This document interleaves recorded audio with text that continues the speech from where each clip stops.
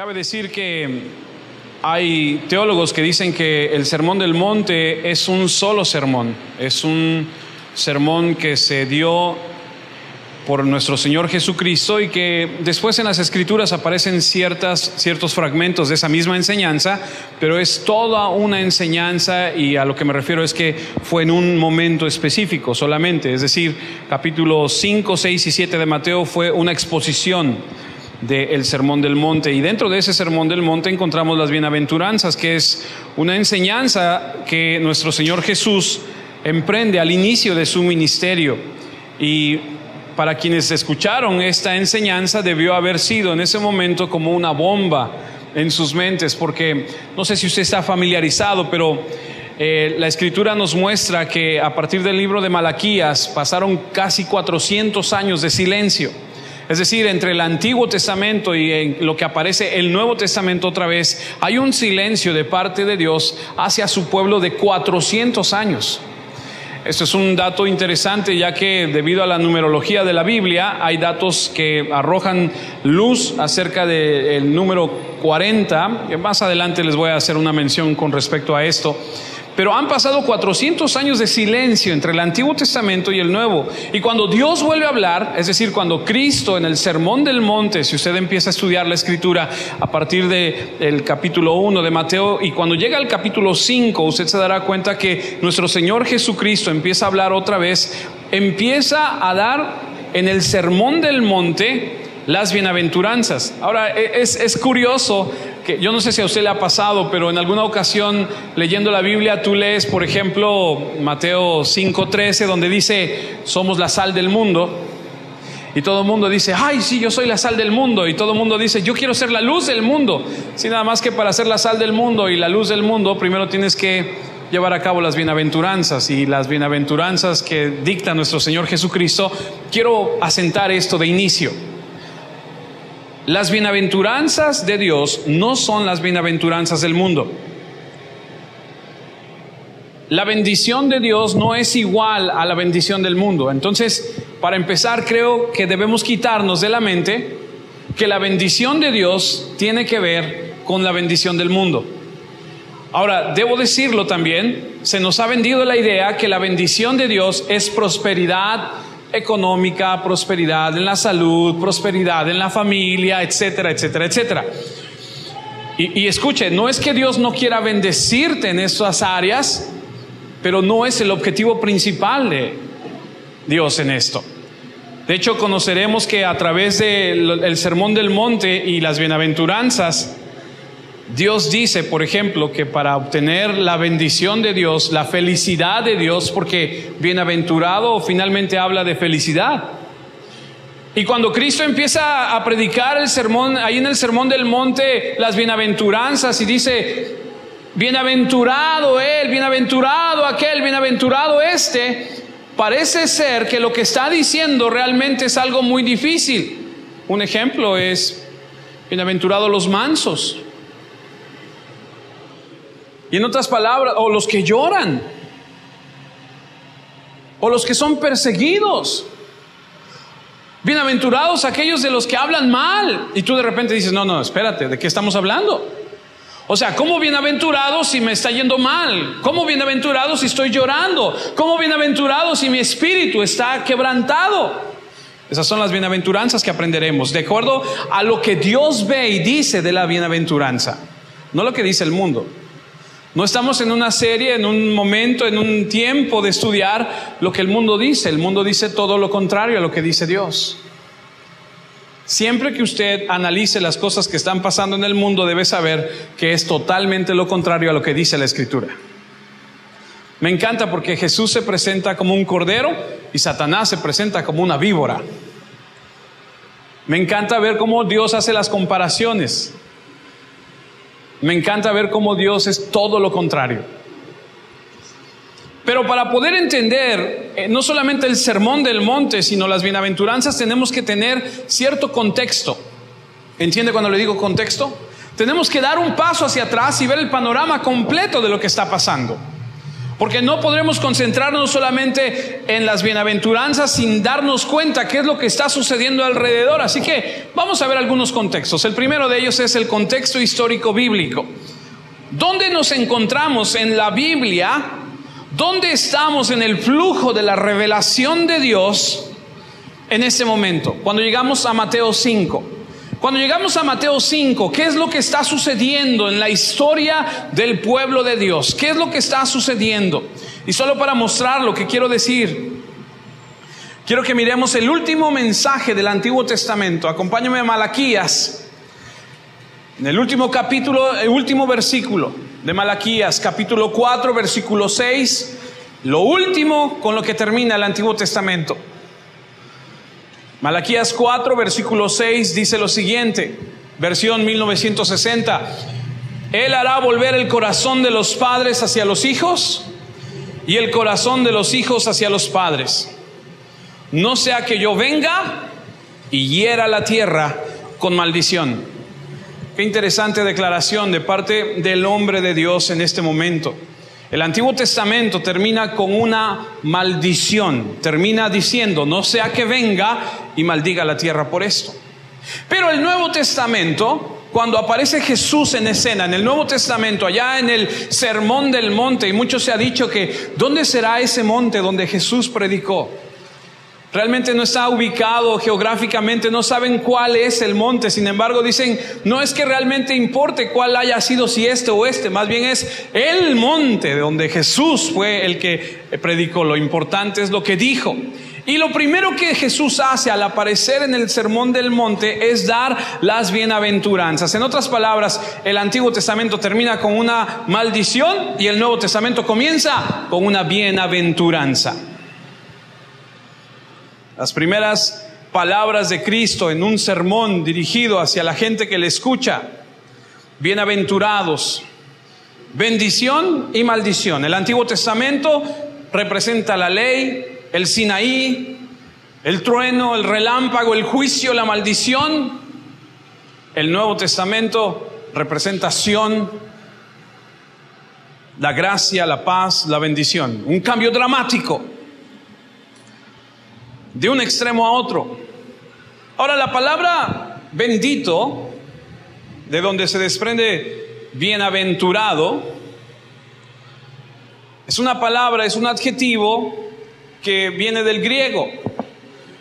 La palabra es Makarios, con K. Si a usted le interesa y escribir, lo quiere anotar, es Makarios.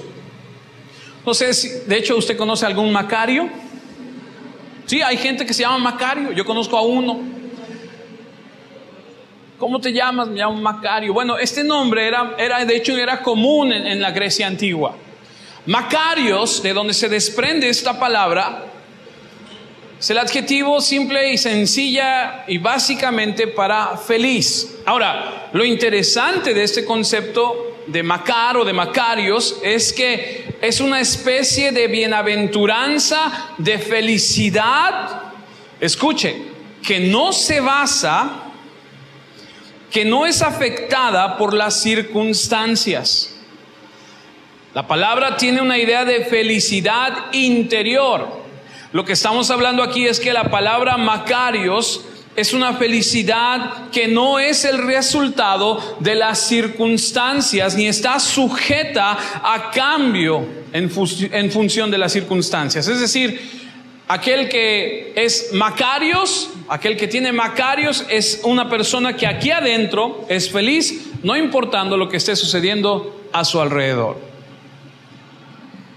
Este es el significado básico en el Nuevo Testamento para bienaventurado. Significa una paz interior, una felicidad interior. Es una palabra que indica carácter, una palabra que describe a alguien. La razón por la que digo esto es porque este concepto es utilizado para describir a Dios. Fíjese qué interesante está todo esto, porque, por ejemplo, encontramos muchas veces en la Biblia la frase bendito sea Dios. ¿Alguna vez ha escuchado a alguien decirlo, o aún usted ha dicho bendito sea el Señor? Bueno, le voy a dar algunos ejemplos. El Salmo 68, 35, por ejemplo, Salmos 68:35 dice: temible eres, oh Dios, desde tus santuarios, el Dios de Israel. Él da fuerza y vigor a su pueblo. Y dice: bendito sea Dios.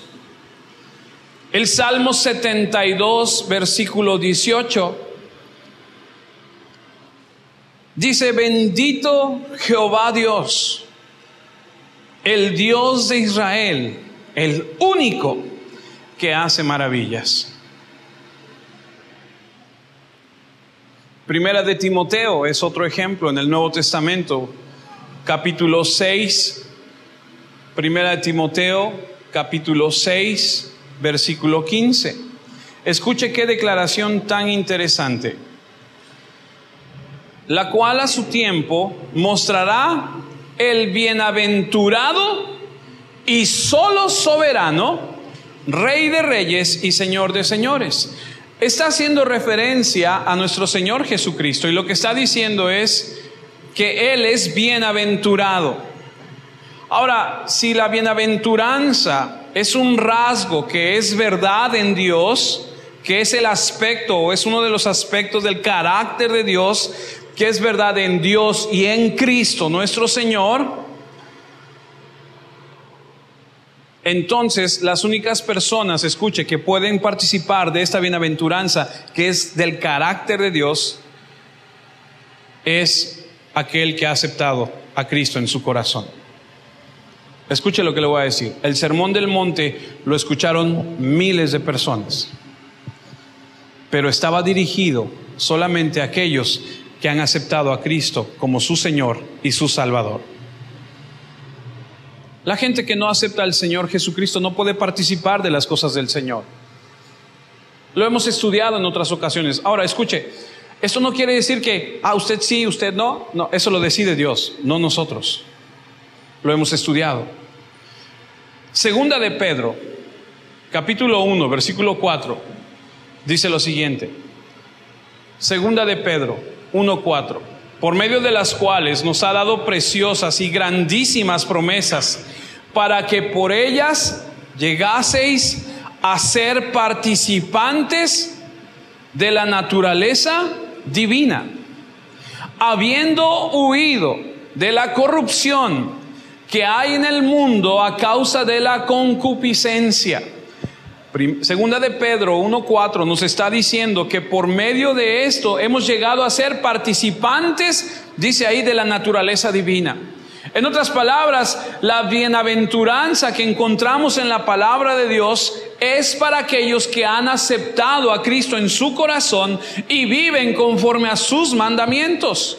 Usted le comparte las bienaventuranzas a alguien que no conoce del Señor y le va a decir, con todo respeto, le va a decir: estás loco.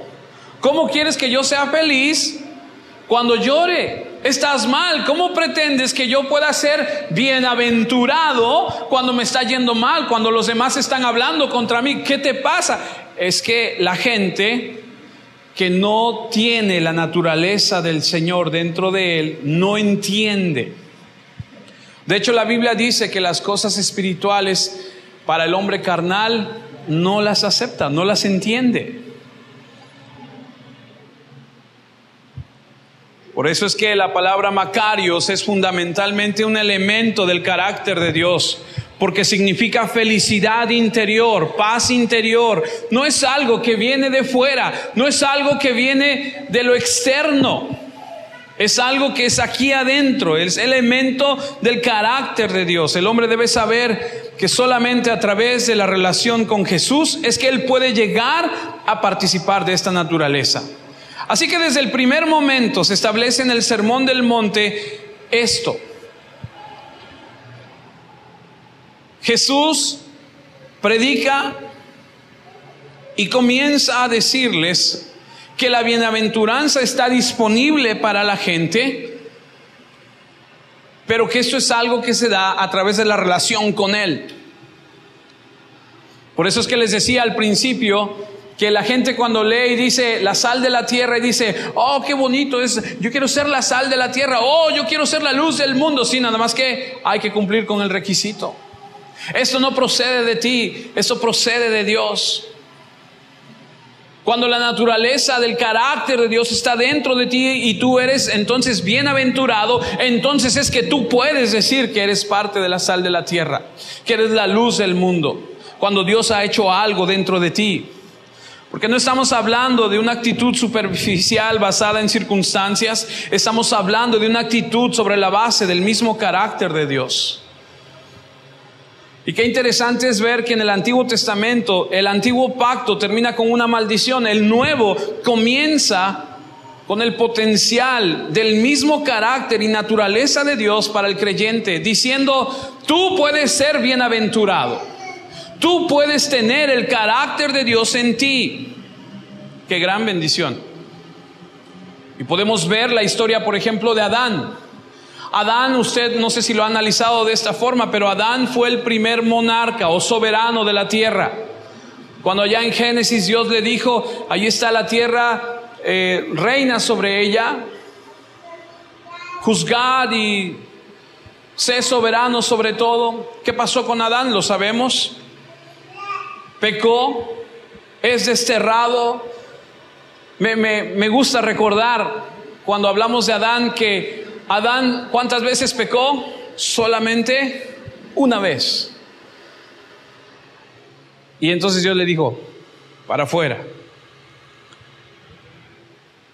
Adán tenía dominio sobre la tierra, fue el primer monarca, pero cayó. Y porque cayó, el Antiguo Testamento termina como termina. Pero el Nuevo Testamento muestra que hay un nuevo rey. Y este Mateo, que es el libro 40, que es lo que les decía hace un momento, si usted analiza, si usted tiene la Reina Valera y usted cuenta los libros del Antiguo Testamento, se dará cuenta que el libro de Malaquías es el libro número 39. Al iniciar la siguiente página, entra usted a un nuevo pacto y se encuentra con el libro número 40, que es el libro de Mateo. Es el libro 40 y en la numerología de la Biblia el 40 representa prueba. 40 años en el desierto. 40 días allá en el desierto con Jesús. El 40 tiene una simbología y el número 40 es el libro de Mateo, porque Mateo presenta a Cristo como el Rey. Y la prueba era para todos aquellos que escuchaban si aceptaban o rechazaban a este Rey. El Rey se presenta. El nuevo rey de la creación, el último Adán, el segundo Adán. Este rey, por supuesto que no cayó. El primer rey cayó y trajo maldición. El segundo rey reina y es una bendición. Un escritor lo expresó de esta manera: el primer Adán fue probado en un hermoso jardín y fracasó. El último Adán fue probado en un desierto peligroso y tuvo éxito. Y debido a que el primer Adán fue un ladrón, ahora el segundo Adán se dirige a un ladrón en la cruz y le dice: hoy tú estarás conmigo en el paraíso.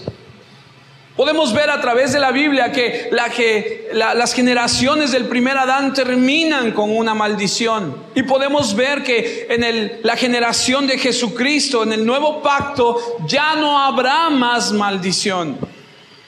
Así es como termina el Apocalipsis.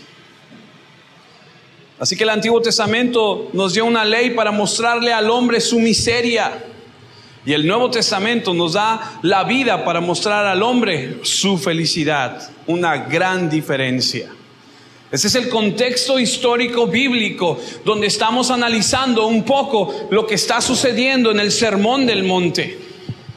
Después de 400 años de silencio, después de haber terminado con una maldición, ahora aparece el Hijo del Hombre, Jesucristo, ahora aparece el Señor, da su sermón, es el nuevo Rey, trae una bendición.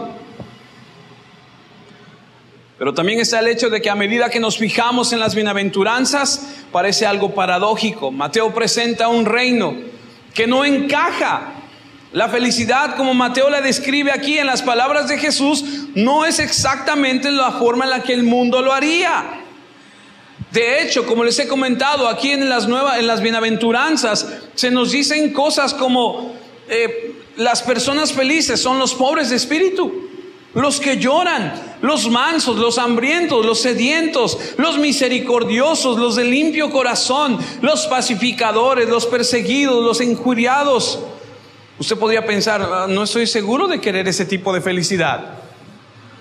O sea, si Dios me está hablando para que yo sea feliz así, para que yo esté hambriento y sediento, yo no quiero esa felicidad, usted podría pensar. Y es más, déjeme decírselo de una vez. La miseria es la clave para la felicidad. El espíritu orgulloso y altivo, ese lo aborrece el Señor.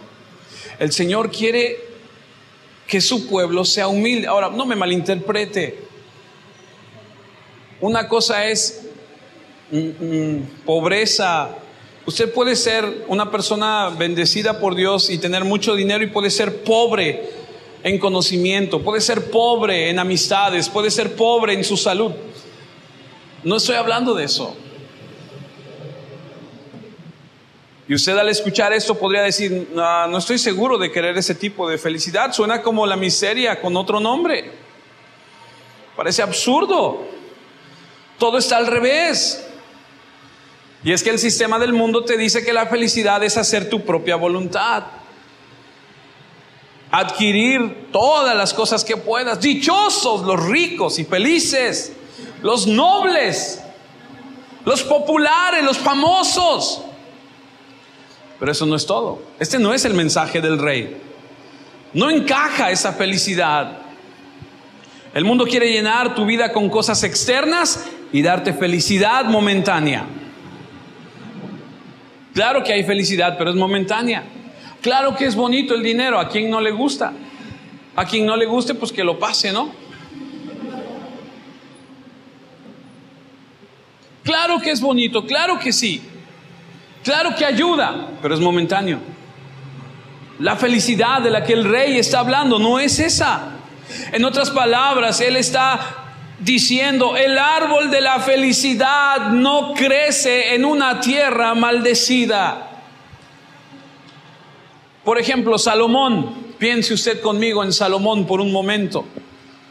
Salomón, según la Biblia, viene del linaje real de David. Es decir, es de alcurnia, como decimos, ¿no? Es el hijo del rey. Y de él es noble. Por su sangre corre sangre noble. A través de esa línea vendría el Mesías. Es la línea más noble, más real en la historia del mundo. Su palacio no tenía comparación en el mundo. Y no solamente eso, sino que su palacio se encontraba en la ciudad de Dios, en Jerusalén. Su riqueza era tan incomparable, tan incontable, tan vasta, que la Biblia describe que la plata era tan común como las piedras. Sus placeres eran fabulosos, comidas, establos. Dice la Biblia que tenía 40,000 establos, 10,000 jinetes. Tenía edificios, sirvientes, viñedos, estanques con peces, jardines, mujeres por cientos. Su inteligencia, él era el hombre más inteligente que jamás haya vivido. Lo tenía todo de acuerdo a la evaluación del mundo. Tendría que haber sido un hombre infinitamente feliz, ¿cierto? ¿Qué cosa habría que no pudiera tener? Tenía riqueza, tenía fama, tenía nombre, tenía todo. Sin embargo, él describe y se refiere a todo esto como vanidad. Y la palabra vanidad significa vacío.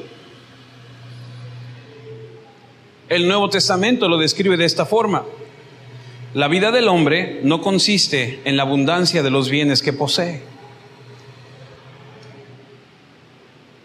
Si usted está buscando la felicidad en los bienes del mundo, estás en el lugar equivocado. El árbol de la felicidad no crece en la tierra maldecida, no está ahí. Las cosas físicas no tocan el alma.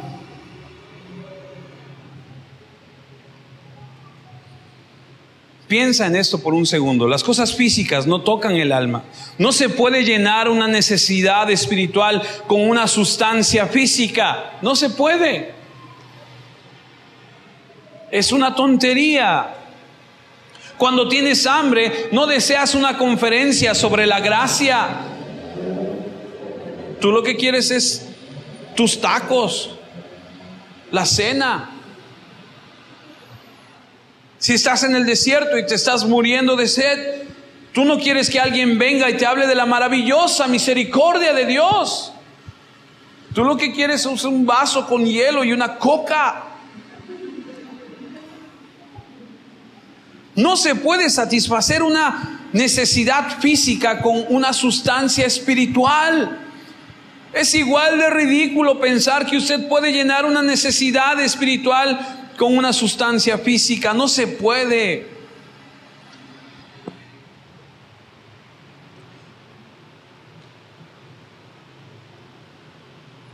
No se puede derramar aceite en un espíritu herido. Pienso en Saúl cuando fue afligido y todas las joyas de su corona no podían hacer nada para consolarlo. Pienso en el rey Belsasar. ¿Ha escuchado de él? Descendiente de Nabucodonosor. Dicen que estaba en la pachanga más grande que se hubiese dado. Y estaba la música y la comida y estaban tomando y estaba tan contento que mandó a traer los vasos y los utensilios de oro del templo de Dios y le dio a sus concubinas, le dio a sus cuates, sirvieron vino, jajaja, jejeje, que esto, que el otro, salud, arriba, abajo, al centro y para adentro, y ahí estaban en la mera pachanga. Feliz. Una pachanga como nunca en la historia, una fiesta salvaje como pocas en la historia. De repente, allá en Daniel 5, usted lo va a leer después en casa, dice que aparece la figura de una mano en la pared y escribe Mene, Mene, Tekel, Ufarsin.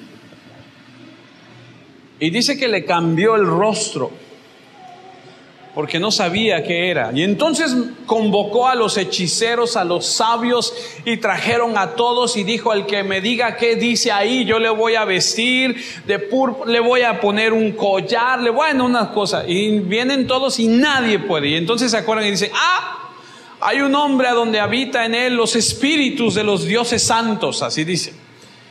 Tráiganlo. Daniel, y mandan a traer a Daniel. Y cuando Daniel llega y lee ahí lo que dice Mene, Mene, Tekel, Ufarsin, le dice: rey, lo que quiere decir es que tu reino ha sido puesto en una balanza y ha salido falto de peso.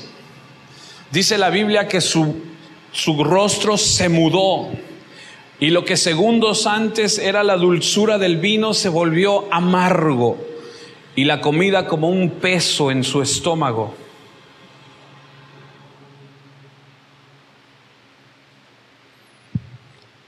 Las riquezas de este mundo dan felicidad momentánea. El puritano Thomas Watson, no sé si a usted le guste leer acerca de los puritanos, pero sería bueno ver cómo ha habido gente a través de la historia de la humanidad que ha intentado vivir como Dios manda. Y este hombre puritano, Thomas Watson, escribe y dice: los placeres mundanos se pueden comparar con una parvada a la que te acercas y cuando más te acercas salen volando. Se hacen alas y se van lejos como las águilas. Por eso es que Proverbios 23:5 dice lo siguiente: has de poner tus ojos en las riquezas, siendo ningunas, porque se harán alas como las alas de águila y volarán al cielo. Has de poner tus ojos en las riquezas. Y mire, la plática no se trata de las riquezas, no se trata del dinero, pero qué importante es, qué lugar ocupa el dinero en nuestra vida. ¿Es importante? Sí, es importante. ¿Lo necesitamos? ¿Sabe Dios cuánto? Y algunos dicen, sí.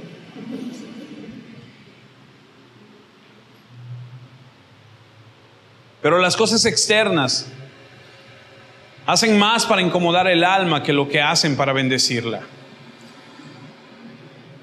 Hace tiempo atrás estaba yo viendo un video yo sé que a algunos de ustedes les encanta andar viendo videos ahí en el internet. Yo encontré uno hace mucho, donde un hombre está afuera se ve una mansión preciosa, un jardín. Él está recargado en un auto de esos deportivos impresionantes. Y empieza a dar su testimonio y dice, yo soy fulano de tal, soy empresario, tengo tantas empresas, me dediqué desde muy joven a trabajar, muy fuerte, muy duro, he acumulado, he hecho, y empieza a decir y todo. Dice, y de repente cambia su semblante y dice, todo lo hice por mi familia, cuando mis hijos eran pequeños. Ahora que lo tengo todo y quiero disfrutarlos, volteo y me doy cuenta que ya no están, se han ido. Todo lo que yo hice por ellos, ya no tengo a quien dárselo. Dice, hoy me arrepiento de todo eso. ¿Y cuántos de nosotros, perdónenme la expresión, estamos detrás en una carrera de ratas a través de la vida, buscando la supuesta felicidad que trae, la supuesta dicha que se encuentra en el dinero, en las riquezas, en el estatus, en las cosas de esta vida? Amada familia, las bienaventuranzas de nuestro Señor Jesucristo son todo lo contrario. Si Dios te ha bendecido con dinero y tienes, bendito sea su nombre. ¡Qué bueno! Yo no estoy peleado con las riquezas. Yo no te estoy diciendo regala tu dinero a todo. No. Hace muchos años atrás me acuerdo que mi mamá me había regalado una cadena de oro y me había dado una esclava, y pues era niño popis. Entonces, y cuando conocí a un hombre que me decía, no, eso está mal, tienes que tirar tu cadena de oro y tu esclava de oro, tienes que ir a tirarla a la alcantarilla. Está re loco, le dije yo entre mí. ¿Cómo voy a tirar mis cosas de oro? Yo pensaba, ¿no? No estoy diciendo eso. No estoy diciendo que no trabajes. No estoy diciendo que no ahorres. Estoy diciendo que entiendas que las bienaventuranzas que Dios tiene para nuestra vida no son esas. Eclesiastés 5:13 dice, hay un mal doloroso que he visto debajo del sol. Por cierto, este Eclesiastés es el que escribe Salomón, de quien hablábamos. Las riquezas guardadas por sus dueños para su mal. Este es el mal doloroso que ha visto. Las riquezas guardadas por sus dueños para su mal. No hay satisfacción en lo que el mundo ofrece. Y cuando Jesús vino al mundo, Él no estaba ofreciendo las cosas del mundo.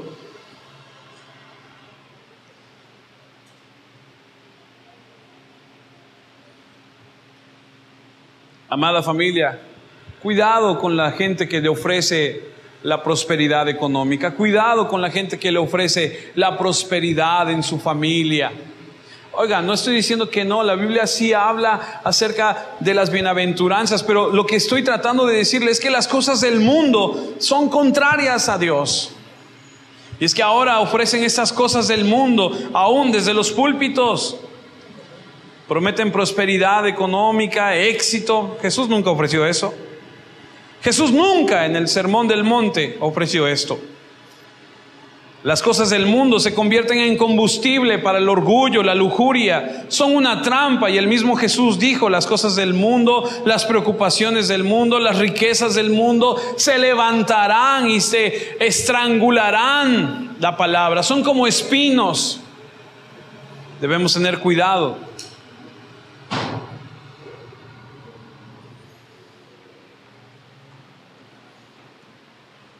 Pablo lo dice de esta manera: si pues habéis resucitado con Cristo, buscad las cosas de arriba, donde está Cristo sentado a la diestra de Dios. Juan, el apóstol, lo escribe de esta manera: no sigan amando al mundo, ni lo que hay en él. Si alguno ama al mundo, es porque no tiene el amor del Padre. Lo que debemos entender es que la felicidad no crece en ese árbol que pudiera estar plantado en la tierra que está maldecida.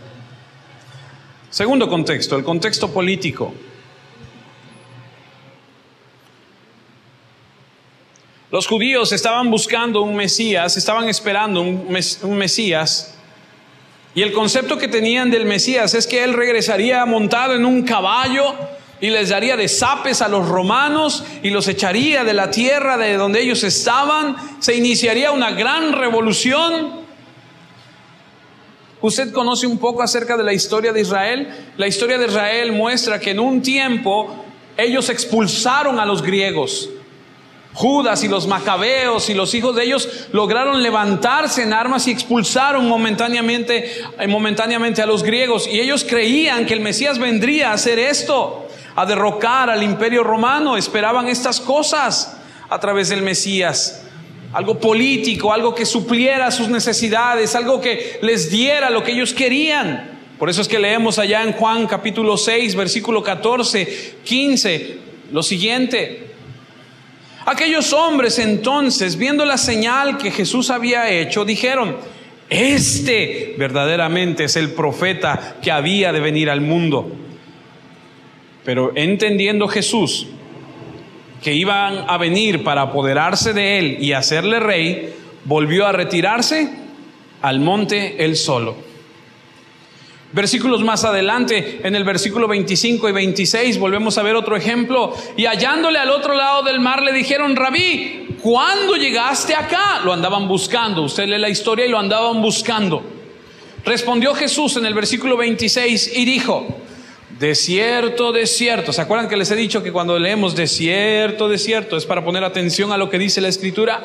Les digo que me buscáis no porque habéis visto las señales, sino porque comisteis el pan y os saciasteis. Encontraron en Jesús aquel que saciaba su necesidad física. Y dijeron: no, pues este nos da de comer. No, pues este es el bueno.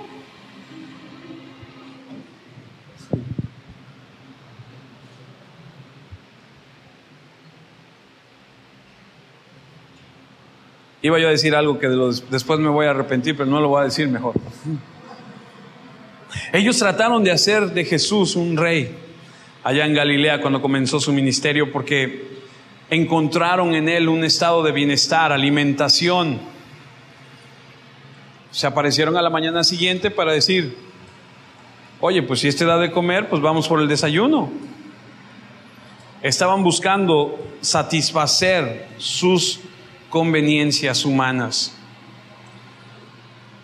Por eso Jesús, al saber lo que planeaban al hacerle rey, él dijo: no, yo tengo un reino, pero mi reino no es político, no es como ustedes piensan.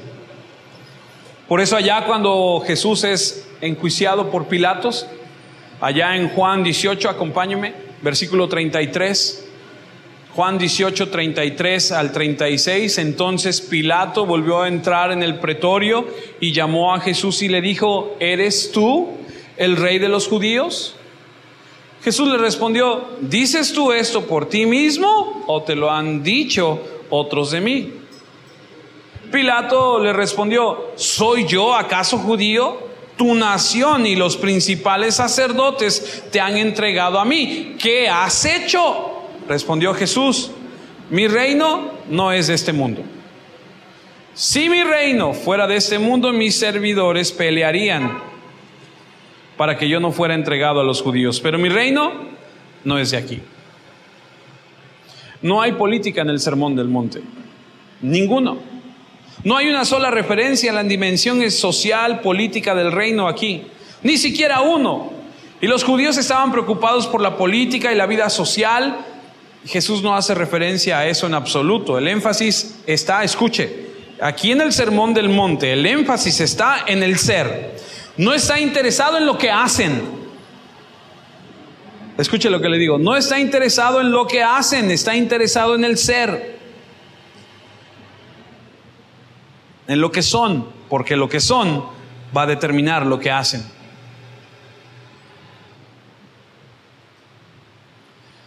¿Usted se acuerda cuando Jesús entró triunfante a la ciudad de Jerusalén y cortaron palmas y las pusieron en el piso y dijeron, Hosana, Rey? ¿Se acuerdan? ¿Lo ha leído? Si usted lee con detenimiento esa porción de la Biblia, usted encontrará que Jesús inmediatamente fue al templo. Y lo que hizo por segunda vez fue echar fuera a los cambistas. Y les dijo, casa de ladrones han convertido, cueva de ladrones han convertido la casa de oración, y los echó fuera. A los pocos días lo crucificaron. Cuando Jesús vino a este mundo y empezó su ministerio, después de que estuvo en las bodas de Canaán, ¿se acuerdan? ¿Ha leído de las bodas? Lo primero que hace al salir es ir al templo y echar fuera a los cambistas.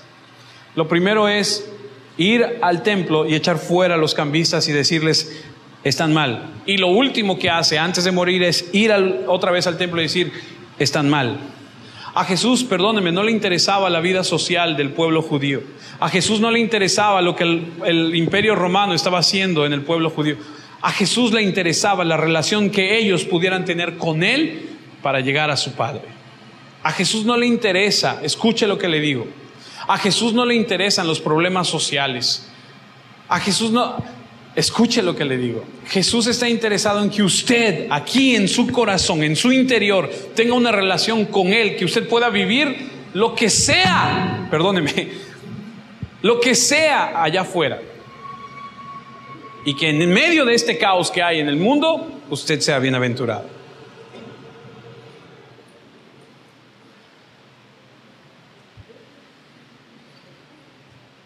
Pero la verdad es que el mundo puede escuchar las bienaventuranzas y decir, eso es de locos. Eso dijeron de Juan el Bautista, ¿se acuerdan?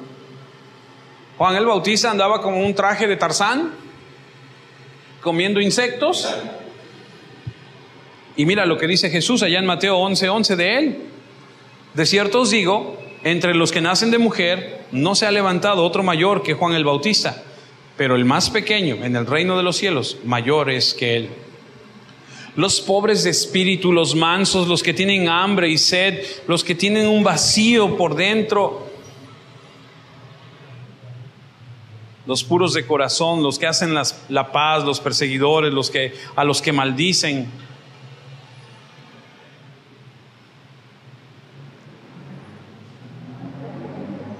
Esos son los bienaventurados. El mundo dice, esfuérzate, exige tus derechos, sé un pez gordo.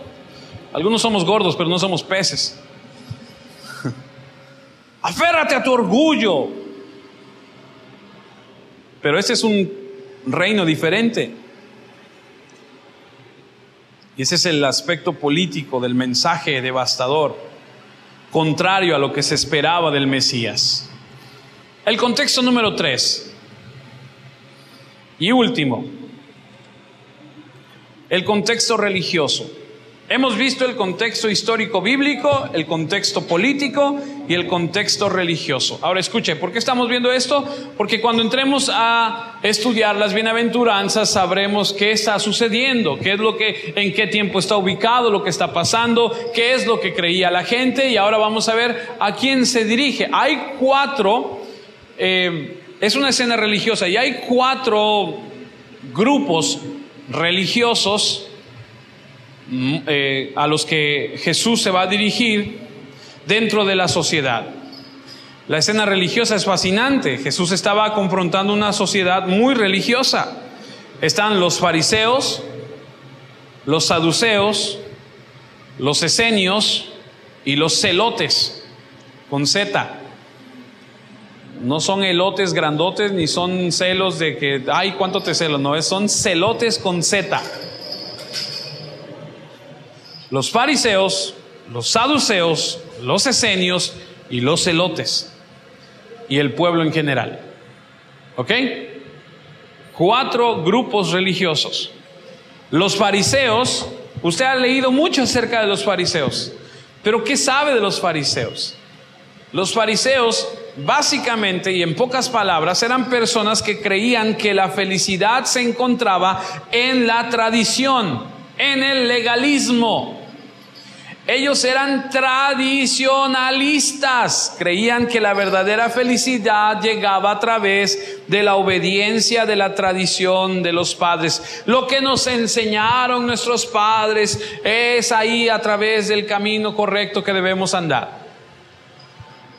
Los saduceos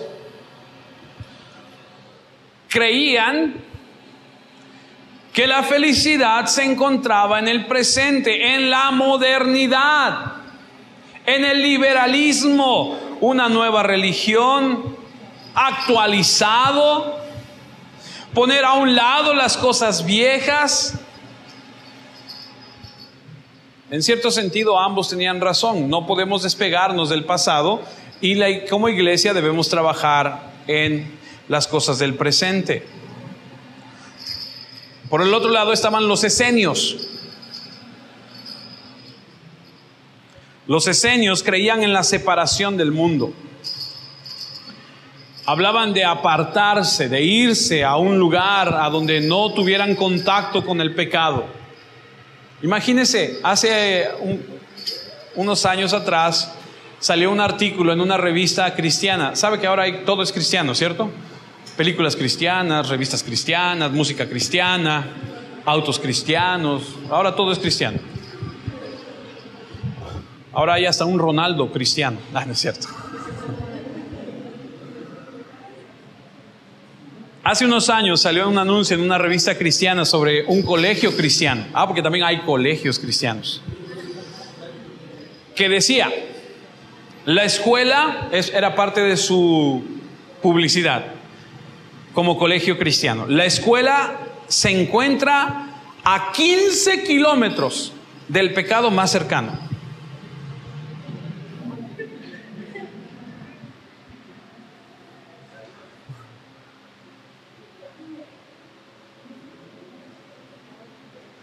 Pero el pecado vive en nosotros. Acá. La concupiscencia. Y los esenios decían, no, tenemos que apartarnos de todos los demás. Es como los que se van a un monasterio. Les he platicado a algunos de ustedes, yo tengo un primo que se fue a un monasterio y fue la cosa más extraordinaria que le pudo haber sucedido a la familia. Uno de nosotros había ido a ser monje. Y fue una cosa espectacular, rentaron un camión, nos subieron al camión a todos y fuimos hasta Cuernavaca a verlo. Andaba vestido con su túnica y ahí andaba el sol y ahí andaba haciendo esto y la miel con las ovejas y todo bonito, el lugar precioso y todo un ritual y bueno, una cosa bonita. ¿Pero qué? El pecado está aquí. No es como el anuncio de la revista esa que se encuentra a 15 kilómetros del pecado más cercano. No, pero los esenios pensaban así, apartarse, alejarse según ellos. Y luego encontramos los celotes. Repito, celotes con Z, ¿ok? No son celos, ni son elotes grandotes, son celotes con Z. Ellos decían que la felicidad se encontraba en el derrocamiento político. La felicidad se encuentra en la revolución. El pueblo unido jamás será vencido. ¿No?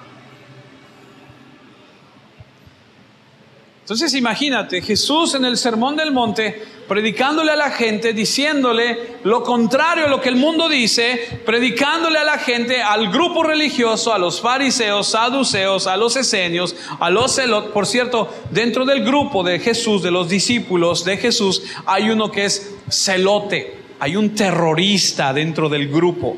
No nada más hay un asesino, hay un terrorista de aquel entonces. Estos celotes eran tremendos, ¿eh? ¿Usted ha visto la película esa del El Patriota con Mel Gibson? Donde se escondían detrás de los árboles y cuando venía así la carreta y salían y así eran estos. Se escondían y cuando venían los romanos salían y los atacaban y eran bandas de ladrones. Los celotes querían derrocar al gobierno romano. Imagínate, los fariseos dicen, no, regresemos al principio, a las bases. Los saduceos dicen, no, dejemos el pasado, vamos hacia adelante. Los esenios decían, no, vamos a apartarnos. Y los celotes decían, no, mejor vamos a concentrarnos, a tener unas pancartas, a salir a derrocar el gobierno. Imagínate, los fariseos amantes de la nostalgia, los saduceos modernistas, los esenios aislados,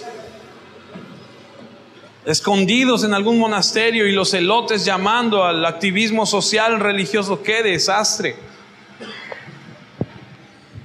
Suena similar a lo que hay hoy en día. Unos van para allá, otros van para acá, otros van para allá. Unos dicen vamos a Fortín, otros dicen vamos a San Román, otros dicen vamos para allá abajo. El que entendió, y el que no, ahí se quedó. Tenemos a los religiosos viviendo en el pasado, a los liberales tratando de inventar nuevas religiones para el presente. Tenemos gente que piensa que la vida santa es una cuestión de geografía. Y luego las personas que piensan que la religión es un asunto de dirigir un desfile y marchar. Y Jesús se levanta en el Sermón del Monte, predica las bienaventuranzas, confrontando a una sociedad llena de religiosos, diciéndole: la verdadera religión no está en las observancias externas, asuntos filosóficos, innovadores. A ver qué inventamos ahora para atraer a la gente. Tampoco se trata de aislarse geográficamente, ni de activismo social. Mi reino, dice Jesús, está adentro. Es el mensaje de Jesús al mundo. Es la base del Sermón del Monte. Lo interior, no lo exterior. Porque Dios busca lo que hay aquí adentro. De toda cosa guardada, dice la Biblia, guarda tu corazón. A Dios no le interesa lo que hay por fuera, a Dios le interesa lo que hay aquí adentro. ¿Se acuerdan cuando Samuel va a ungir al rey? Y va allá a la casa de David, lleva su cuerno lleno de aceite y le dice a Isaí, no, papá de David, no, ¿sí? Isaí. Gracias, maestra. Le dice a Isaí, tráeme a tus hijos. Y empiezan el desfile. Y dice Dios, no, no. Y entonces le dice, tú ves lo exterior, yo miro el corazón. Por eso Jesús allá en Lucas 11:39 les dice, pero el Señor le dijo, ahora bien, vosotros los fariseos limpiáis lo de afuera del vaso y del plato, pero por dentro estáis llenos de rapacidad y de maldad. Y ese es el corazón del Sermón del Monte. No se trata de lo de afuera, se trata de lo de aquí adentro. Y así podemos entrar al Sermón del Monte en las bienaventuranzas. Mateo 5, versículo 1. Claro que esta semana no vamos a ver el Sermón del Monte, las bienaventuranzas, es solamente la introducción. Viendo la multitud, subió al monte y sentándose, vinieron a él sus discípulos. Escuche, al ver las multitudes, podemos parar ahí. Jesús siempre estuvo interesado en las multitudes. Lo puedes leer en Mateo 9, Mateo 14, Mateo 15. Cuando veía a las multitudes, sentía compasión por ellas.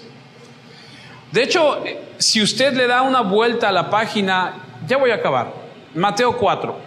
Estamos en Mateo 5. Si usted se regresa a una página, Mateo 4, versículos 23 al 25, ahí va a acabar de cerrar todo. Mire de dónde viene todo, lo que va a suceder en el Sermón del Monte.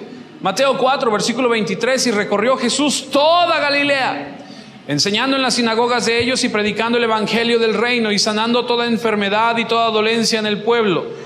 Y se difundió su fama por toda Siria, y le trajeron todos los que tenían dolencias, los afligidos por diversas enfermedades y tormentos, los endemoniados, lunáticos y paralíticos, y los sanó. Versículo 25, y le siguió mucha gente, escuche, de Galilea, de Decápolis, de Jerusalén, de Judea y del otro lado del Jordán. Aquí hay una masa de humanidad que viene del norte, sur, este, oeste, siguiéndole. Y cuando Él los ve, como siempre, es movido a misericordia. Y me encanta la expresión, dice, y se sentó. Dicen los que saben que los maestros, cuando impartían una enseñanza, no lo hacían de pie. Cuando lo hacían de pie era algo informal, pero cuando se sentaban era algo a considerarse. Por eso en las universidades, en las grandes universidades, dicen que cuando un maestro enseña se le da la silla. Es una expresión en inglés. Es como decir, tiene usted el púlpito, maestro. Aquí en México es como decirle, tiene usted la silla. Eso quiere decir, va usted a impartir, va usted a enseñar. Dice que se sentó y compartió con ellos. Y fueron a él enfermos, poseídos, fariseos, seduceos, esenios, celotes, ritualistas, prostitutas, publicanos, eruditos, analfabetos. ¿Se dice mendigos? Sí, ¿verdad? Mendigos, y ricos y refinados y de todo. Y lo más impresionante, algo que me puede impactar de nuestro Señor Jesucristo, algo que cautivó mi corazón desde el primer momento en que empecé a conocerlo, es que a Él no le importan los estatus. Un día habló con Nicodemo en la noche y al otro día habló con la samaritana. A Jesús no, ¿quién es? A ver, lo veo. A Jesús recibió por igual a todos. No le importó, no, el dinero nunca fue un problema, el estatus social nunca fue un problema. Me encanta porque el principal objetivo del Sermón del Monte es compartirle a los seguidores de Cristo de la verdadera felicidad que se encuentra en tener una relación con Él. Un escritor del New York Times hace algunos meses escribió: en cada generación hay de 8 a 10 personas que a través de sus enseñanzas nos dejarán un legado por muchos años. Y escribe: Jesucristo los ha rebasado a todos por mucho, porque sus enseñanzas hasta el día de hoy se siguen compartiendo. El único problema es que son imposibles de llevar a cabo. Y en un sentido, tiene razón. Si tú no tienes una relación con el Cristo de la Biblia, a donde tú te entregues a Él y Él te permita conocerle, no vas a poder. En las próximas semanas, amados, aprenderemos la gran riqueza que Jesús comparte con aquellos que somos sus seguidores de la verdadera felicidad. Oremos. Padre, te damos muchas gracias por tu palabra que enriquece nuestra vida. Gracias por tu amor, por tu bendición. Gracias por enseñarnos a través de tu palabra las cosas que tú quieres. Gracias, Señor, por confrontarnos, por enseñarnos la vida en Cristo como es. No como quisiéramos, no como estábamos acostumbrados, Señor. Te pido que quites esa levadura de nuestra vida, de nuestro corazón. Ayúdanos a ver la vida como tú mandas, como tú quieres, Señor. No acomodarte a mi conveniencia. Muéstrame cuando estoy mal, Señor. Cuando estoy equivocado, Señor. Cuando estoy en pecado. Disciplíname como a tu hijo que soy y ayúdame. Hay tantas cosas en nuestra vida, Señor, que tenemos que quitar. Hay tantas cosas que tenemos que dejar de hacer y hay tantas otras que tenemos que empezar a hacer, Señor. Te pido, Padre, que nos bendigas, Señor, con esta riqueza. Oro, Señor, porque nos permitas permanecer en tu palabra. En el nombre de tu Hijo Jesucristo, a quien damos toda la gloria y toda la honra, te damos gracias, Señor.